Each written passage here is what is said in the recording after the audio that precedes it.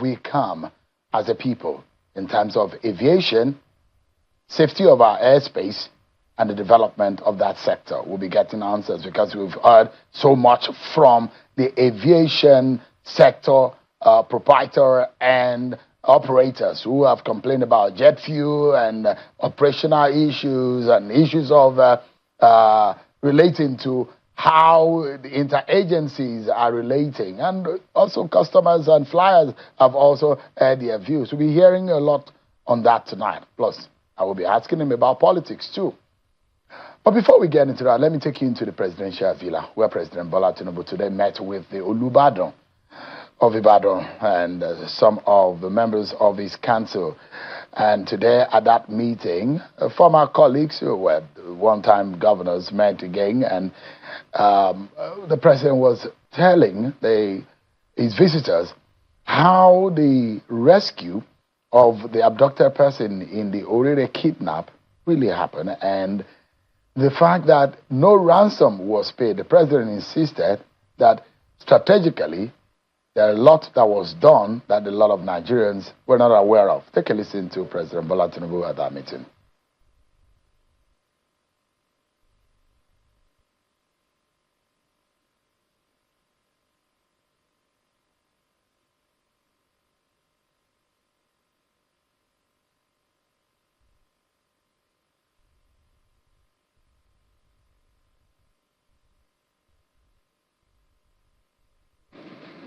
You have made a turning point in the issue of kidnapping in Nigeria.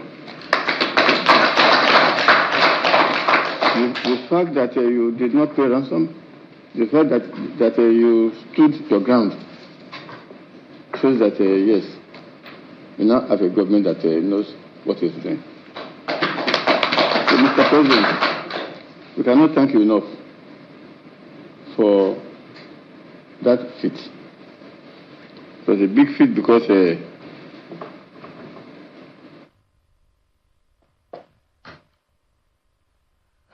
all right then, we'll let you in on what the president said much later on the program, but let me start with some of your political roundup stories.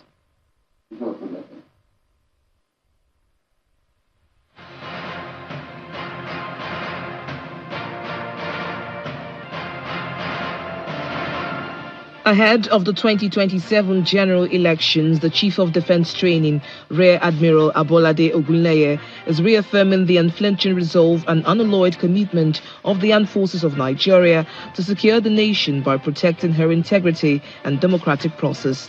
Speaking at a one-day seminar on the role of the armed forces of Nigeria during the 2027 general elections in Abuja, Admiral Ogunleye, who represented the Chief of Defense Staff, emphasized the role of the military personnel in off-cycle and by-elections in Ekiti, Kano, Kebbi, Rivers, Nasarawa, Enugu and Ondo states. He adds that the professional conduct of personnel of the armed forces contributed to the seamless and incident-free elections, adding that the military is prepared to replicate same in 2027.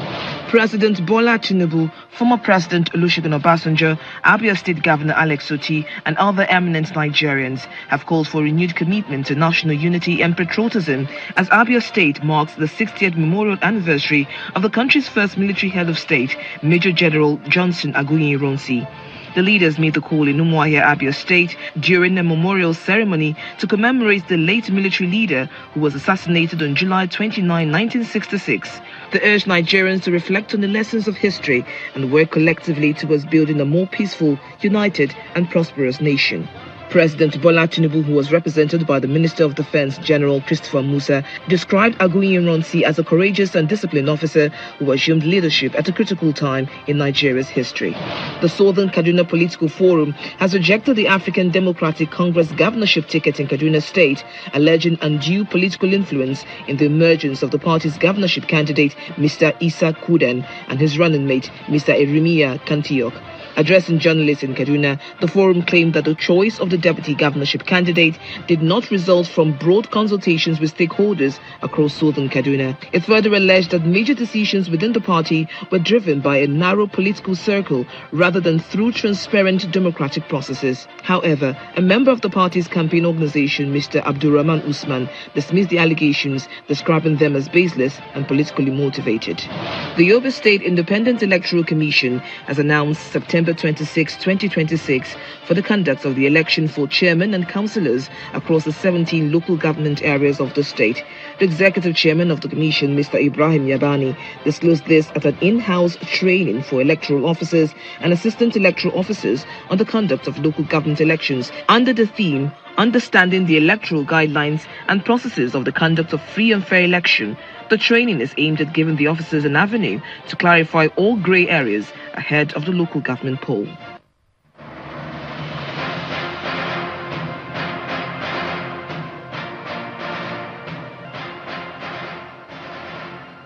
Thank you so much, everyone. Let me take you to our very first story. This time around, I'd like you to hear what President Bola Tinubu said with respect to the abduction in Oyo State. Take a listen to him. I want you to take it with to our people to be extra vigilant, to look at things critically, know their neighborhoods, know their areas, report strange people. We refuse to negotiate for ransom, for negotiate. These criminals wanted us to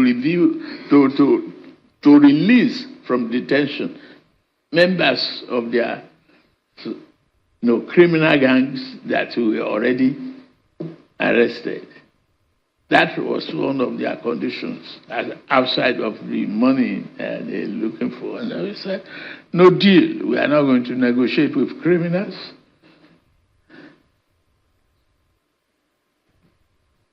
They committed murder, and we were ready to finish with their families and members of their own communities. So they grew somewhere.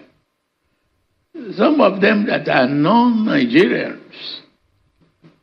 You see the problem of insecurity in Mali, Burkina Faso, Niger Republic is adding more fuel to our challenges. In fact, that is why we must enhance the capacity of the forest guards as well as create this state.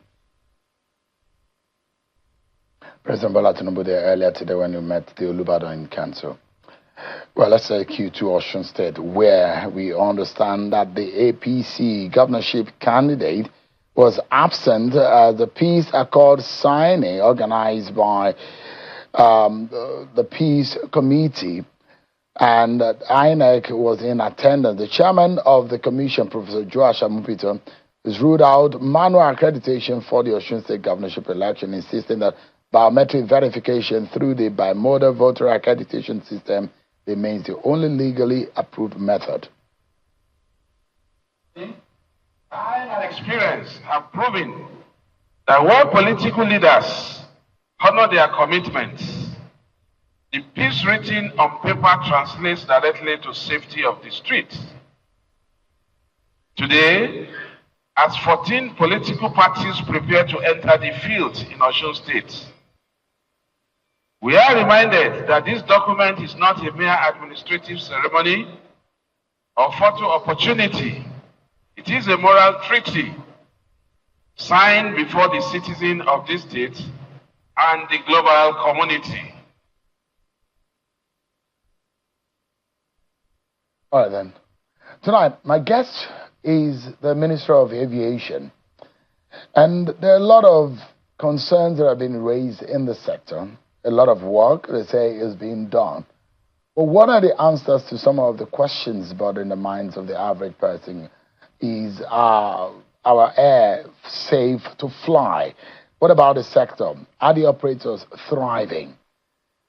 Senior Advocate of Nigeria, Mr. Festus Keyamo, Minister of Aviation, is live for us in our studio here tonight.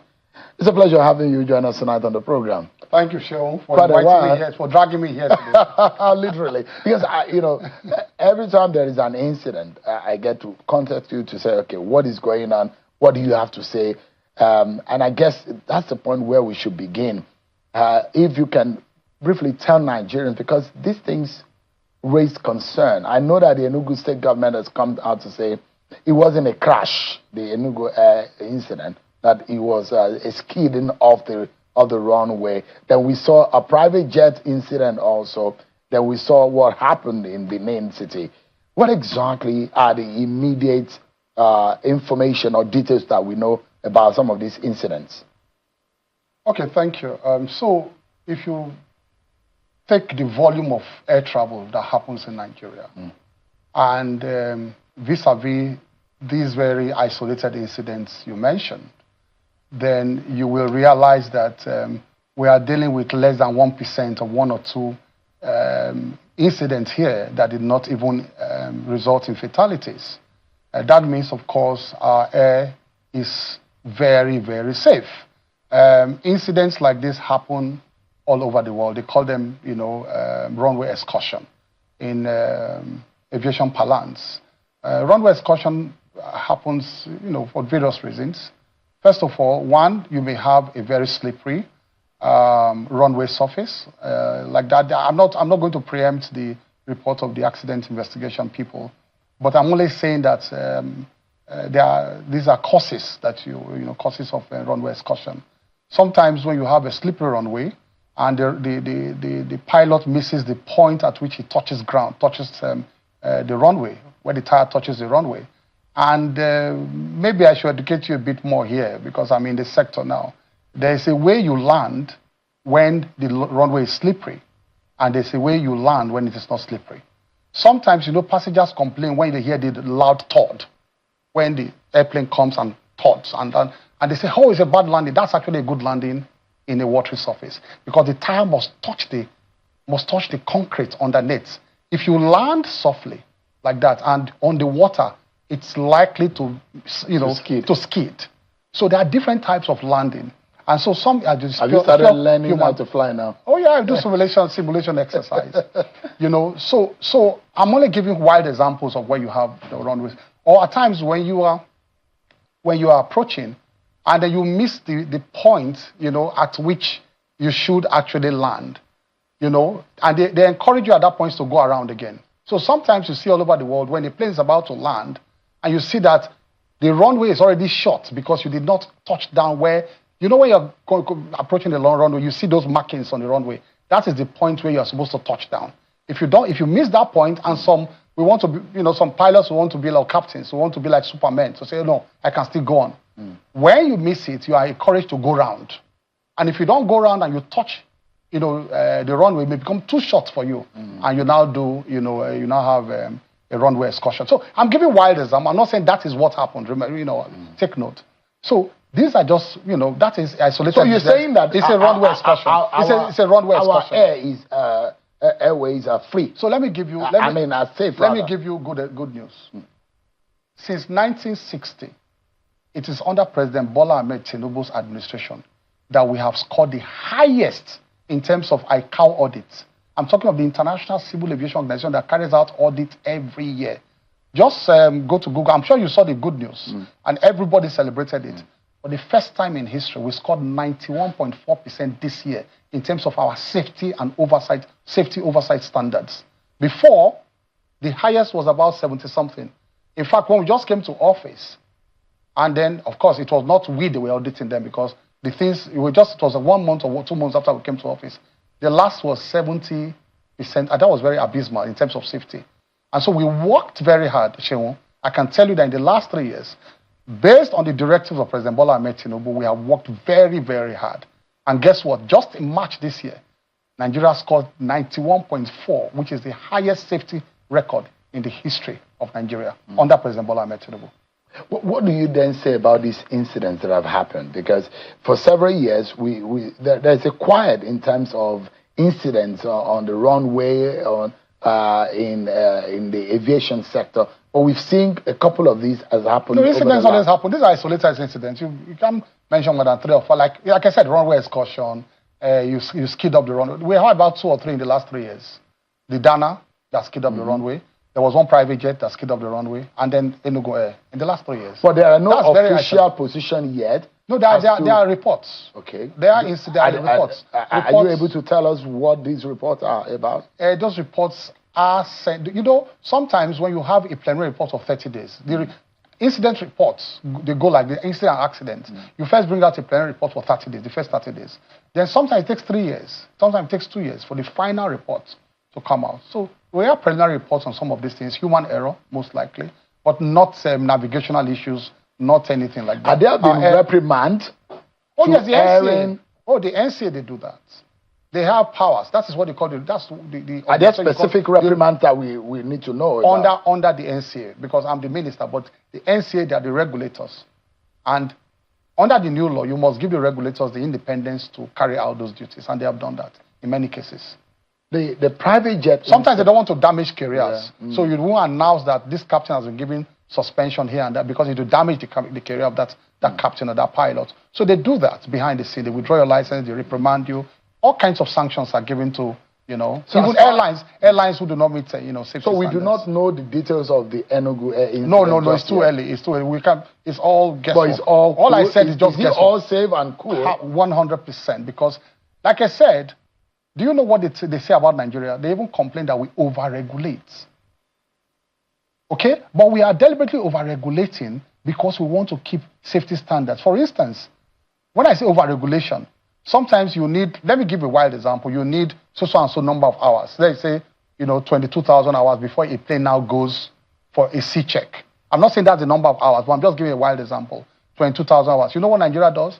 Nigeria now puts it down to 18,000. They don't even allow you to get to 22,000. That's the type of regulation. So we over-regulate to ensure that there's no room for error. That's the type of when regulation. We hear that some aircraft are so old, they are old, were being operated, so let me tell you, this is ignorance. It's ignorance. Ignorance because it's not the age of an aircraft that determines its suitability. It is the maintenance record. New aircrafts of less than 10 years can crash if you have poor maintenance records. We have aircrafts in the United States that are 40 years old because they have good MROs there. They fly more than even the brand new aircrafts. So long as you have the parts and the maintenance record of that aircraft, it is pure ignorance when people say, look at this aircraft is 40 years old. No, apart from the age of the aircraft, is whether or not the last airline that operated such an aircraft had given up on it and left it off to say, look, this is not fit to fly. And we find some of these aircraft the airline cannot even declare fit to fly, the OEMs. So that is also ignorance. It is the original equipment manufacturers that you must go back to them every time to check the health of the aircraft. Let me give you an example. There are some airlines who just decide to modernize their fleets, but their fleets are still good. And I'll give you a clear example of this. Southern, what's it called? This is Southern Airlines in America. The Southwest Airlines in America. I went there, I led Nigerians there, the private operation 2024, remember? They had 30 of those Boeing 737s earmarked for either lease or sale because they were just trying to renew their fleet. There was nothing wrong. The 737s. The 737 can go up to 30 years, but they were just, many of them 15 years, less than, 20 or some even 12 years. They just wanted to modernize their fleet. Guess what? They offered it to the Nigerian operators. And out of those Southwest Airlines, they earmarked 15 because we had already, done the Cape Town Convention. Our jurisdiction was already safe to bring equipment into.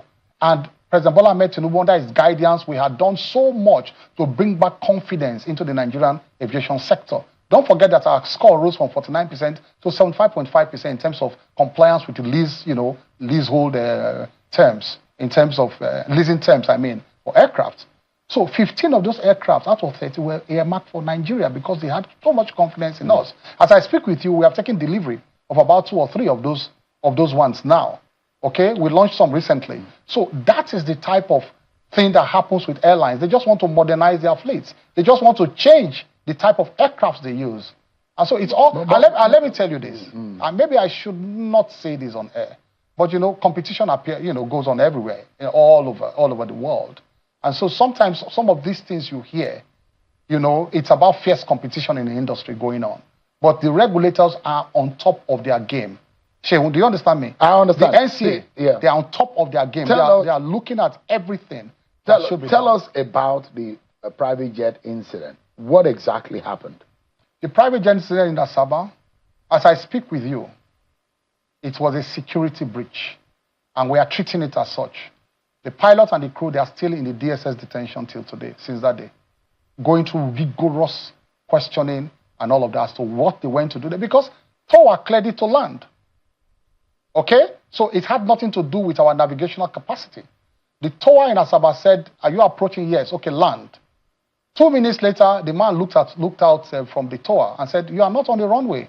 Where are you? Are you parked? Where? You are not on the apron. You are not on the runway. The guy said, we landed somewhere. Where did you land? You are not here. So they landed in a concrete road that's like run parallel to the runway, but it's outside the airport. And they landed there. And guess what? When you landed there, you saw that you made a mistake.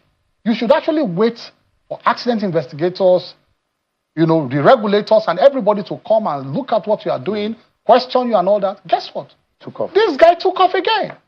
It was then I came into the picture. I called the DGDSS. We called Lagos as we were arriving in Lagos. They were picked up, and they are still. So we are not treating it lightly. Who is the owner of that aircraft? Is it possible that you tell Nigerians because they feel that these are big men who run foul, but government covers them up? So that aircraft was not a Nigerian registered aircraft. It's an American registered aircraft. That is why it's also possible for the pilot to be over 65. And because that's why I said we overregulate. This is also one example. Because after 65 years, you cannot fly in Nigeria. Whereas global standards allow 70, 75. That pilot is over 70. But they allow it in America. All they just see is whether you are fit, whether your eyes are still good and all that, whether your mind is still sharp. And they allow you to fly in America. But Nigeria says no. 65, you stop flying. But do we know the Nigerians behind that aircraft? No, so it's registered in America. That is why it slipped in without the fact that it was not brought in under a Nigerian registered, it's not carrying the N registration, Nigeria. So it's an American. So many aircraft come like that on short, lease. Maybe wet lease, damp lease. They just come for 6 months and they go back. So that type of arrangement at times will not make you see it as a Nigerian registered aircraft. And they come under different names. Because how they were landing and flying in our airspace. That is what the DSS is unraveling now. And I think that report will not come, it will go straight to Mr. President, because this is a security breach. So that report will go straight to Mr. President first, before we can look at it. The MMA Terminal 1 rehabilitation is one of the biggest aviation infrastructure projects in Nigeria. Kudos to President Bola Ahmed Tinubu. What is the current stage of the project? And it's still on schedule. They are moved to site, yes, we are on schedule. I'm sure if you have flown through Lagos of recent, you've seen the massive work going on there. We are building 2 new, circular bridges there. All right? Just like I explained when I came here the other time, you see what is happening even with the terminal 2 there. That is the newer one built by the Chinese. We're also even working on it to ensure that the design error that we saw there, we correct the design error.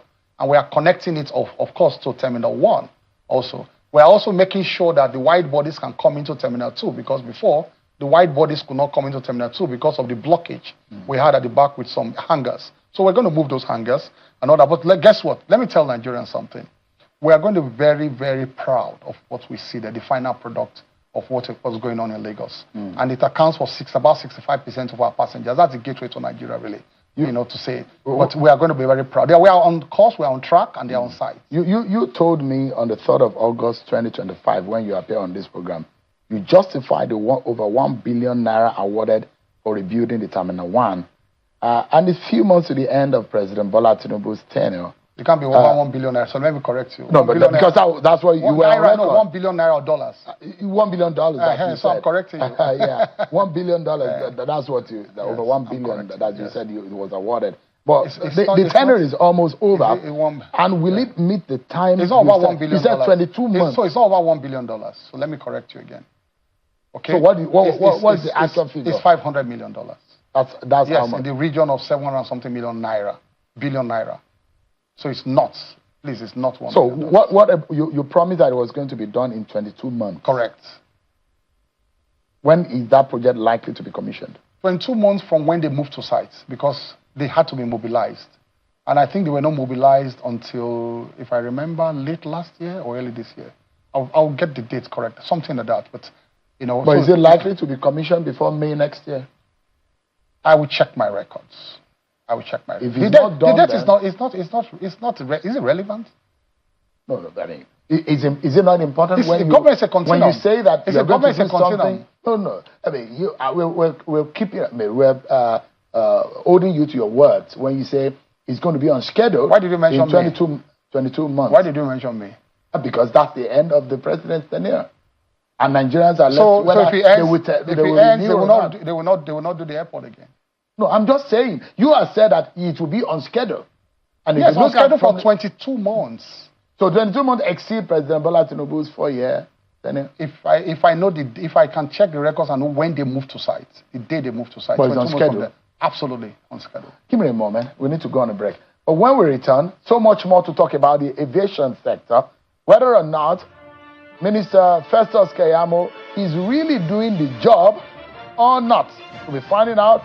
And of course, the 2027 politics is here. You remember that he was a man who was speaking for President Bola Tinubu. All the campaign promises and all what was being said. How far? Almost 4 years down the line. We'll be right back, everyone.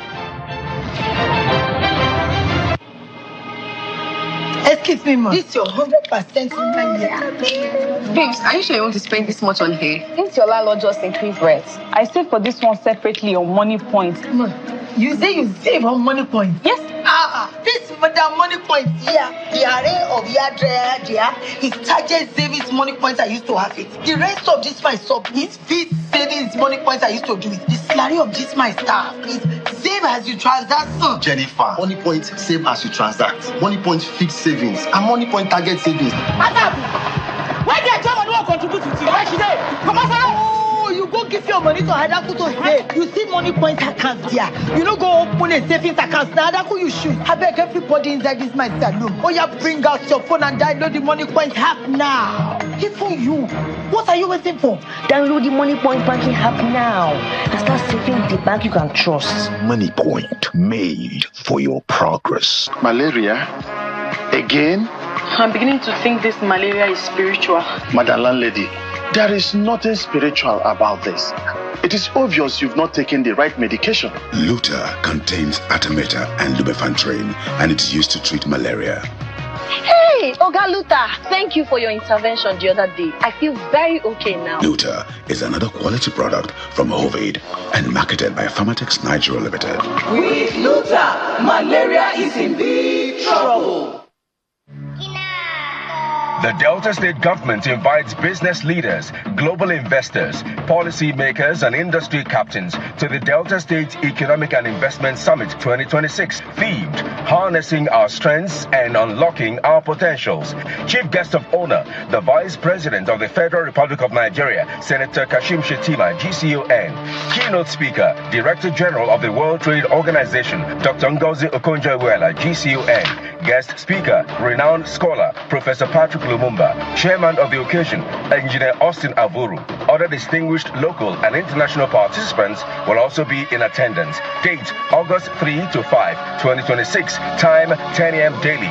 Venue, Dome Event Center, Asaba. Chief host, His Excellency, Right Honorable Sheriff Obrewori, Governor, Delta State. Announcer, Dr. Kingsley Emu, Secretary to Delta State Government and Chairman Planning Committee. For years, we believed that world-class meant far away. In healthcare, precision is everything. But the distance between you and exceptional care has just disappeared. We don't just practice medicine, we are driven by high standards. At Duchess International Hospital, we've brought the world's most advanced technology and global expertise right to the heart of Lagos, where cutting-edge technology meets the warmth of Nigerian hospitality. Recover in our warm, hospitable wards and dedicated physio units designed for your comfort and recovery. For VIP patients, our exclusive Royal Suites offer comfort and privacy. From complex cardiac procedures to premium wellness checks. No visas, no long flights, just family by your side. Exceptional healthcare isn't only across the ocean anymore. It's here. Duchess International Hospital. World-class care here at home. Experience the new standard. My name is Austin Azoko Kocha, but you all call me JJ. That's because I was so unstoppable, they named me twice. Those days, there were times when it was difficult for me to perform. But you know what? I never stayed down. I remained unstoppable. No one could stop me, not even malaria when mosquito bites.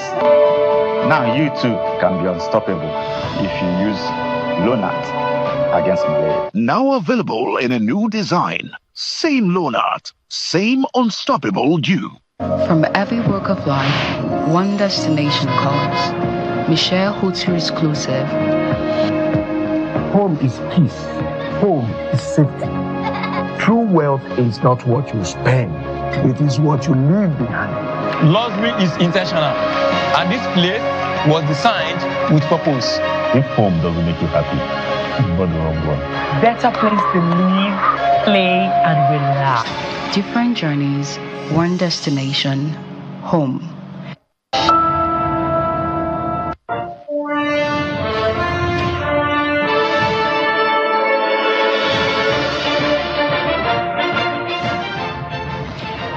Thanks so much, everyone, for staying with us on the program. Minister of Aviation, Mr. Festus Keyamo, has been speaking with us on the program. Thanks so much, Minister, for your time tonight. What is the cost of the overhaul? How is your ministry ensuring value for money is assured, transparency, and timely delivery? So we have consultants. For every project, you must appoint your own consultants to oversee the contractors. And so you have consultants on M&E, consultants on structural stability, engineers, architects and everything, to ensure that they keep to specification. That is how government major contracts like that do.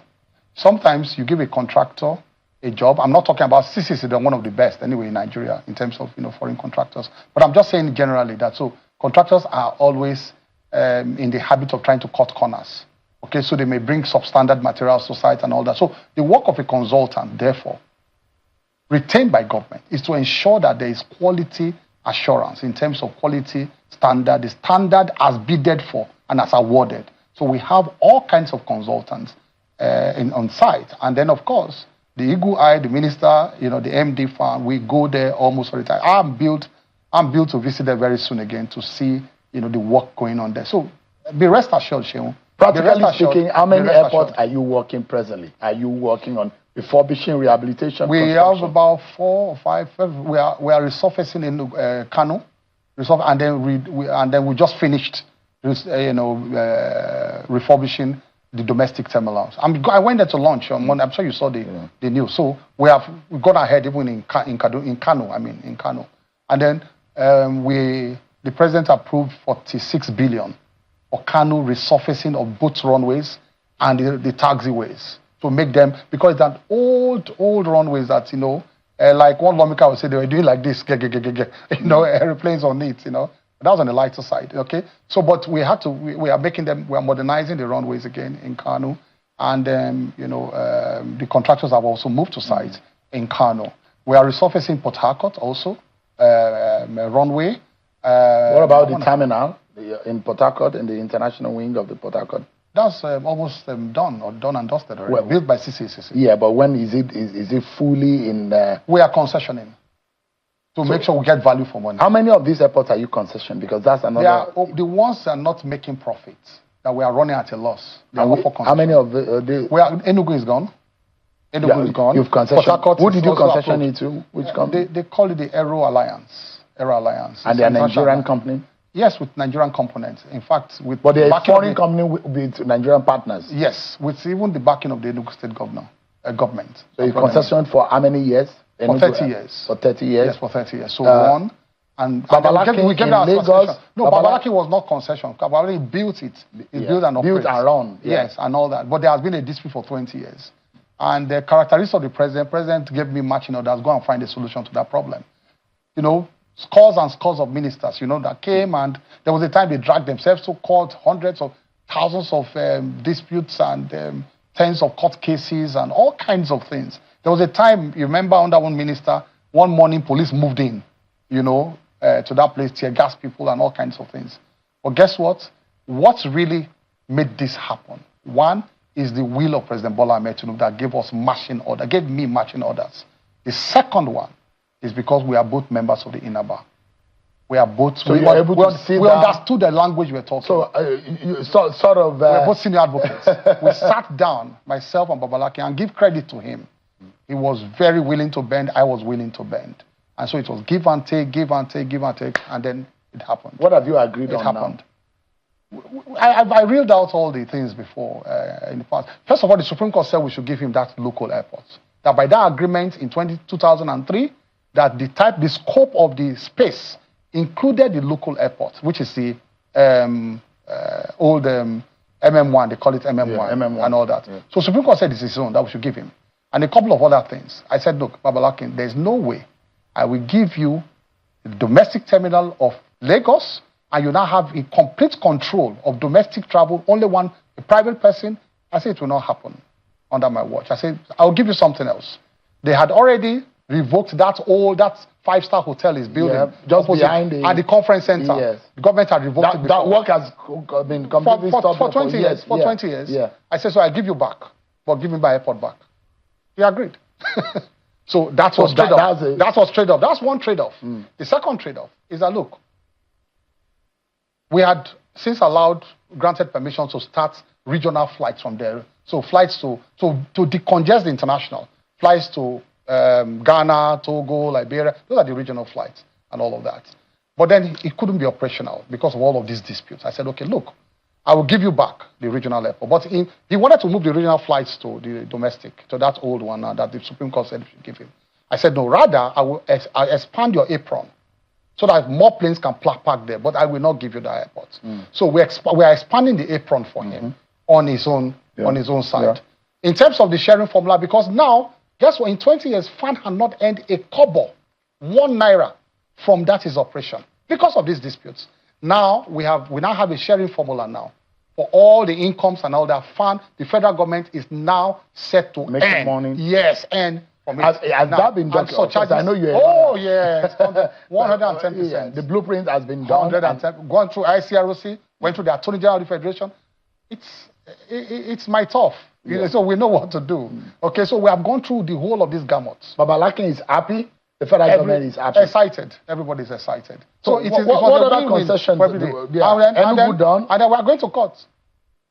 Because these are court judgments. To gazette it. Make a judgment of courts. Yeah. And all that. So the two of us sat down. It wasn't easy. But because we understood the judgments, we put all the papers in front. Yeah. So you are concessioning Port Harcourt too? Port Harcourt is already approved for concession. We are just dotting the T's and crossing the I's. Is there a foreign company also? No, purely indigenous. 100%. That has interest. 100%. How many years would that be?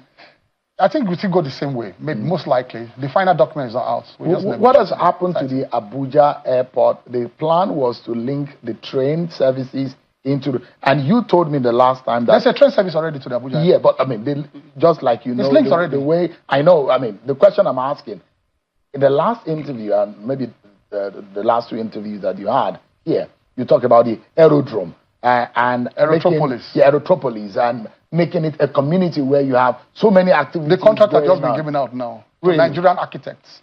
We brought in indigenous architects. For the Lagos airport? For 5 international airports. To do the master plan. Okay. We just get... construction, we worked with the Nigerian Institute of Architects. I ensured that Nigerian architects were involved. And I speak with you, the contract letters have been given out to them. So they're supposed to design. So even when we are concessioning out, you can't turn the airport into a 5-star hotel or do whatever you like. You must follow specifications. Well, most of the properties on the Lagos airport has been sold to private, and you see a lot of sold, concessioned. No, I'm talking about you see a lot of. So you mean that all of the properties we see around the airport in Lagos are concessioned? When you say around the airport, what do you mean? So in and around, if you go to the Lagos airport, that's about Mafoluku and all that. Yeah, and all those places.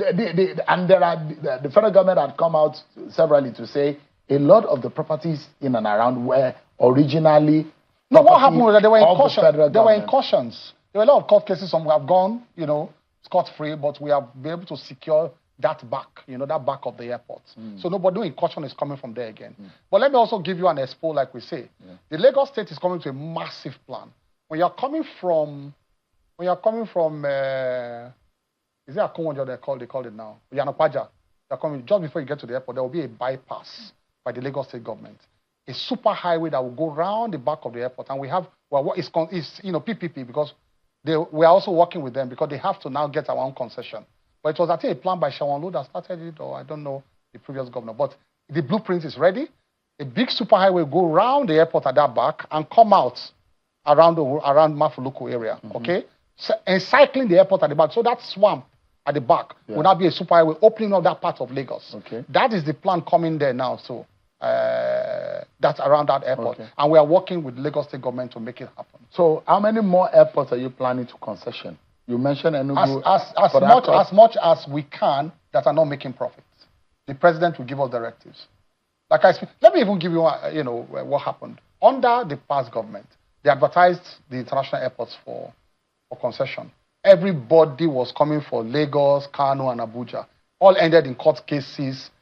Because they felt these were the, star airports. And so, when we came, we stopped all those concessions because of the court case and all that. And so nobody touched Enugu, nobody touched Port Harcourt. Under President Bola Ahmed Tinubu, as we came in and we started the process again, there were more requests for Port Harcourt and, of course, Enugu to show you the confidence that this government brought, back to investors. Investors were actually looking for those airports more than even the bigger airports. And that's why they went first. But give us an understanding. And let me tell you that, let me just say this. Concessions are not easy. Why did it not happen under previous governments? Because of labor. The workers would kick because of that. But let me pay kudos to the aviation workers and the leadership. I decided to say this because I have had a very wonderful relationship with them.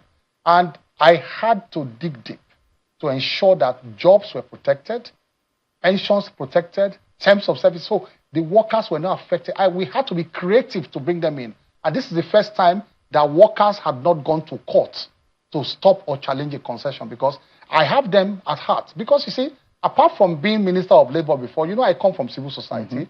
And as Minister of Labor, I had my huge experience with them. And so they are like, brothers to me. Their welfare is number one in my heart. Not about concession. So I carry them along. So when 100%. You talk about concessioning and the fact that some of these airports are not profitable at the moment, we take money from Lagos and all that places, Abuja, Kano, to run some of these airports. But the question is that once these concessionaires take it over, they are private entities. They want to make money. Yes. And there is a tendency that is the passengers that will be at the front. We have put that. We took care of that in the. So the question, the question of high cost of fares that is presently that going is airline on. Now. That's airline. No, I'm asking you a question as a aviation minister. Not airport. Just hold on, sir. Because everything ties together. No, because they are non-aeronautical revenues. That's what you do. That's why we encourage them. Don't go to aeronautical. You cannot even go to aeronautical. So it's not. Yeah. It's so not aeronautical. Directly for example, more shops on more super shops around the airport. Those are non-aeronautical revenues. Those shops and those are guaranteed. Oh, yeah, for them. Yeah. The gate pass, for instance, who come into the airport. You can be creative to build a convention center within the airport that will not, affect navigational equipment and all that. Build a convention. Look at Akure, for example, Londo. Akure has one of the biggest, land space, and we have proposals to build convention centers there and all that. You cannot raise revenue. Unfortunately, the airport itself is a mess. It's a disaster. It's probably one of the messy airports. So that means you support concession then. That's why we have to concede. Things need to look. That's why we have to concede. And I'm not even a supporter of a big airport. Airport might have functional, exactly. Small functional and you go to the US, airports don't have to be big, but we they have are land. functioning. We have land here. So I'm just concerned about the flyer and the passengers who are paying. No, that is protected under this agreement. So tell us about the airfares that are high now. A lot of people are complaining about fares. But guess what? What did you pay during Christmas? 400 and something, 500,000. What is it now? It's 100 and something. What are you saying? We are forcing it down by competition. We have opened the doors. Under this government, there is no time under this government that under previous government that you have not seen this kind of surge we are having now into airline business, commercial airline business, like you have now. Enugu has come on. Caliphate is about to start, the Sokoto government. Binani. So Binani is coming. Then Bayelsa has started. There is another Kano announced today. Man, yes, Rano. we are working with Kano. Rano.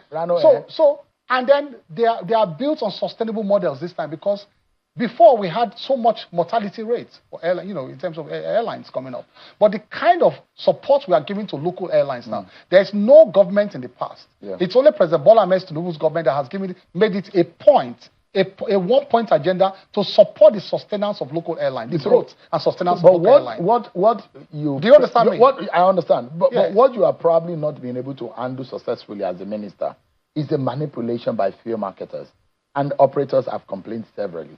For example, the biggest complaint by the marketers is that they artificially inflated prices of Jet A1. So that is not aviation. That is petroleum. But pricing is petroleum. It's affecting your sector. But there's another minister in charge of that. So don't put everything on top of aviation. No, Mr. Keyamo. I called them. Remember, I called them for a meeting. Yes. I called them for a meeting. I tried to work. Still complaining. No, that the prices are but that was a period of that war with Iran. That was that period. It's not forever. No. It's for that period that it went up 300%, but it's coming down now. It's, of course, go and check the prices. The big deal here will be the need for structure. I mean, so that people are not taking advantage of any opportunity. Bring the petroleum minister to talk about that. No, I cannot give direct. Just for a moment, sir. They are servicing a sector, but once that sector is regularized and standardized, they are afraid that they cannot mess up, because the livelihood of the average person is involved there. You are talking A, I'm talking B.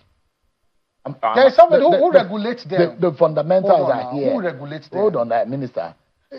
They are servicing the aviation sector. Shehu, you are just talking as if you are not hearing what I'm saying. I'm hearing you, but you are not answering the question as to the issues affecting the average person. Can I call them to order? It is the petroleum minister that has the duty about regulation of prices and all that of a petroleum product, not me. It's just like in the airport. Everybody in the airport is aviation. Remember, you have NDLA there, you have immigration, you have customs. Everything is Keyamo's head. So, because Keyamo has big head to carry all of the burden. but what I'm talking to you as a Nigerian now. Yes. That people don't just take advantage of. No, but they are doing something about it. So that if there is a standard, they know that they are selling to the aviation sector, and that sector will not take rubbish. But look, listen, we are doing something. I called a meeting. Despite this, I'm not ducking the issue. But despite all of this, I was the one that led this thing. Of course, with support of my colleague. He's a very hardworking colleague too, in petroleum. But remember that I championed this thing in February, if you remember. I understand that you also won the champion. You won the champion award on the continent. No, I didn't win it. I was appointed as the champion of the African Development Bank's $7 billion, aviation program in Africa. But then I also congratulations on that. Thank you so much. Thank you. But I also, I called them. We held several meetings with the petroleum sector, with the regulators and all of that, and we came to an understanding then that we're going to have a more transparent pricing system, which they are following now. And of course, Dangote had helped a lot in that way, because Dangote had made his own price open. They call it the gantry price. Yeah.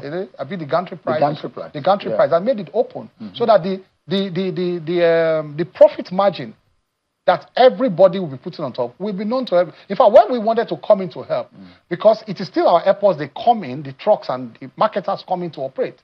We said we're going to stop any marketer from operating within the airport that did not keep within the limits. So quickly, the profit limits. The debt relief that government announced recently, and a review of the taxes for domestic airlines. When will the operators begin to see the impact of these measures?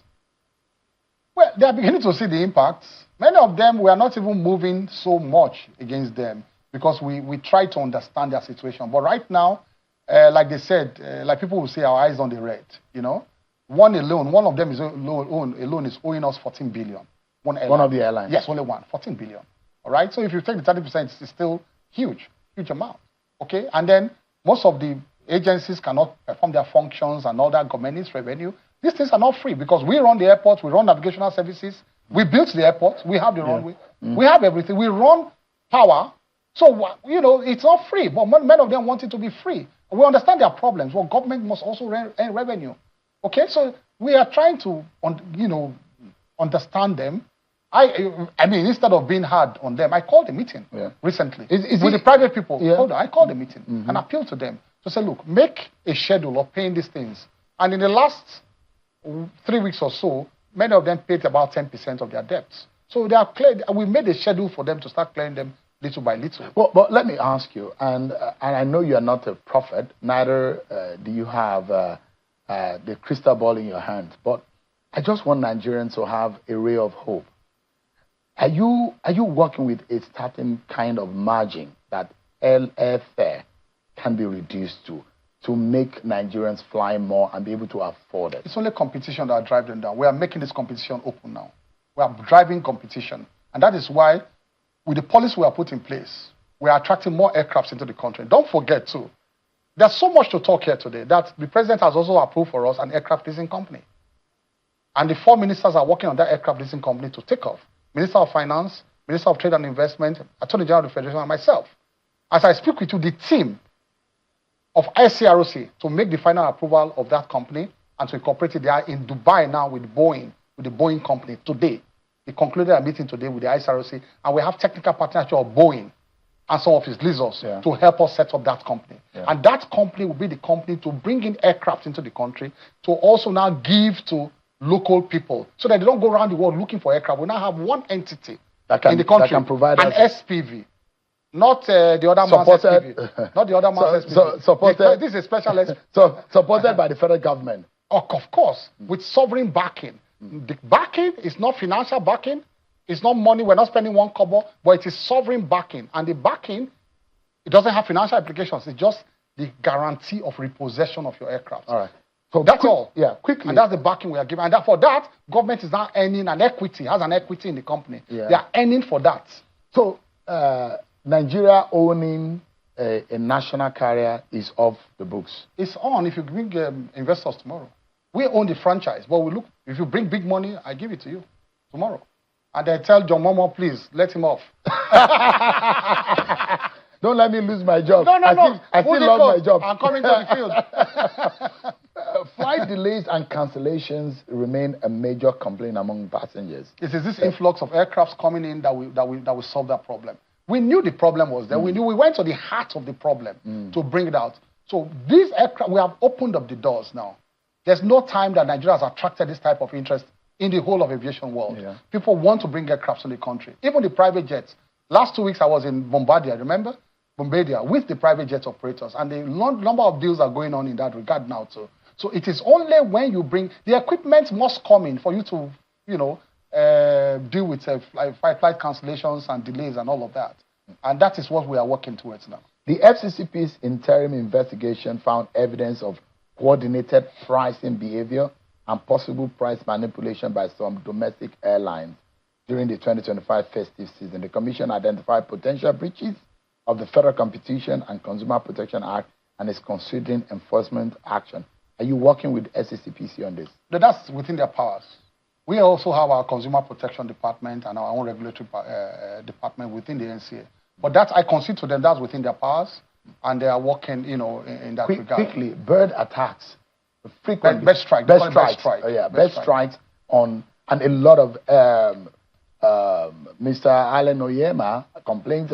Kudos to them. Prof, yes. United Airlines, they complain about it, and it affected their. Kudos to them. Are we able to make the environment? We have just issued the contract now to bring in the bird strike equipment for our major airports. We just issued to a Nigerian company, and they are coming in. The equipments are coming in. But don't you think it was gangster, though, Minister, the manner in which the federal government handled the case of Mr. Peter Obi incident at the airport. Don't you think that was a politics taken too far? Okay, so I'll ask you a question, a rhetorical question. But really, Chewu, I do this with respect to you. Peter Obi was here, you interviewed him a few days ago. You did not ask him this question, why he lied. It's not fair. I think that's why we want the press to be very, very neutral. He was the one that complained that he was being harassed at the airport and that because of his opposition status, he was harassed. But Peter Obi was with you. You conducted a 2-hour interview. You are now asking me. You did not ask him. I'm asking you based on your action. No. Can you speak for your own action? Based on his own outcry first. He cried out first. Can you speak on your own action? Let me ask you. You work for the Nigerian but first of all, people. you agree that it's not fair for you not to have asked him. But did you do this? No. You have seen the... Hold on. You have seen the I'm video. Not the third party in that matter. You have seen the video. This is between him and the federal government. Hold on. You have seen the video. You're handling you are shutting me up because you know I want to because there's no time. Because there's no time. We'll leave it. We'll leave it. If there's no time, you don't put me into a situation where you don't give me time to answer. Please, quickly, can you answer it? I'm asking you. Why didn't you ask him? I don't answer the question. I ask the question. But it's unfair. I'm not a third party in the matter. Ask him why he lied. Ask him, was that video you? Why didn't you ask him? Now you're asking me. And I want to ask one last question. This is a good question. Is it fair? Is it fair for an opposition candidate to make a claim that he was being harassed and you don't allow the Minister of Aviation that he was being harassed at the airport to verify the claim? Is it fair? I'm asking you. The Minister of Aviation that heads that sector, that I will not question the conduct of my people at the airport and give me the tape. Why did you harass him? And I saw that the man was lying. He lies like a fish drinking water. He lies. He lies for fun.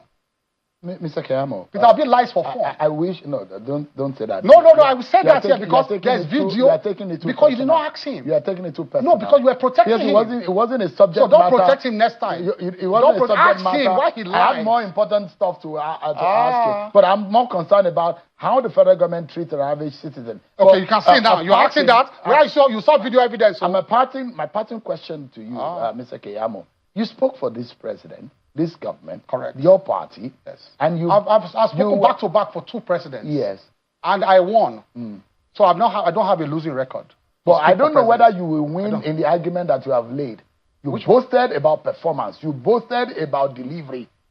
You have seen the performance. What would you tell the Nigerian people if you are asked to speak again for them? Everybody in the world have attested. Can you boldly say to the Nigerian people that all of the things that you have said, and Nigerians will not call you a liar? Not all of it now. To be honest, nobody can say all of it. Can you boldly tell Nigerians to vote this government and this party again? But we have won in Ekiti now. We told them to vote, they voted. FCT, they voted. We won. Atiku is going to be on the ballot. We won. Adebayo is going to be on the ballot. But we won already. What gives you the assurance that you can win this time? I'm looking around between you and me.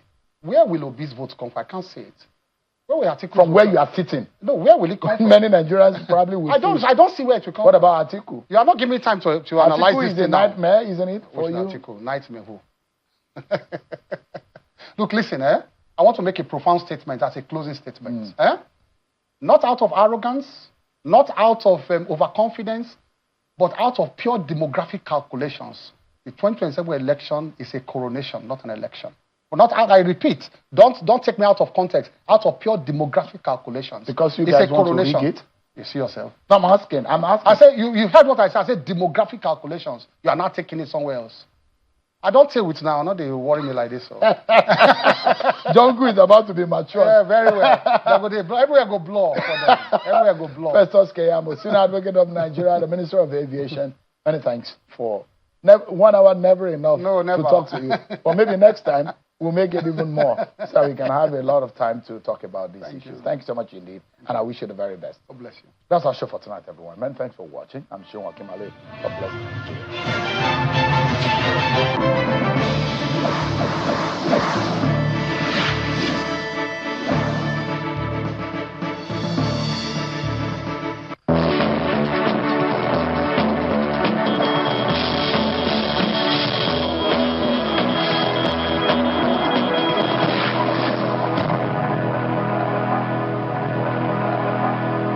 Thanks for staying with us here on Channels Television. Welcome to News Track. I'm Ayotunde Balogun. Here are our top stories making the rounds at this time.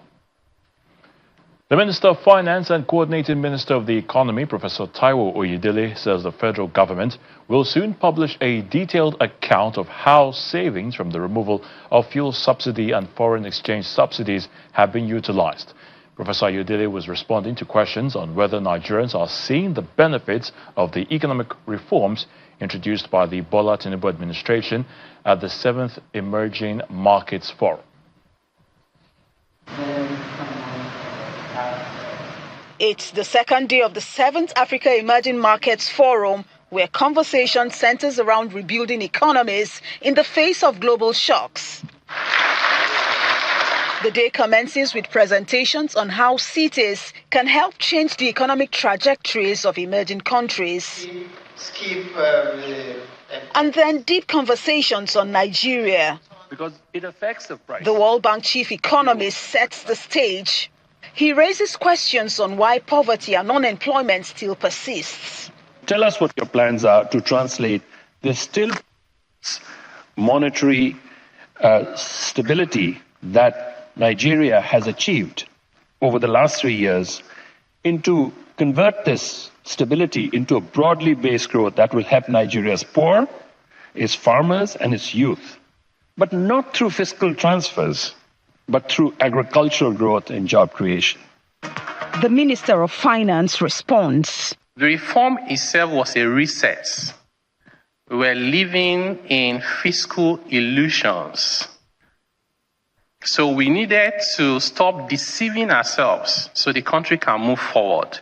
And that reset meant that income levels in real terms will fall. And that would increase poverty.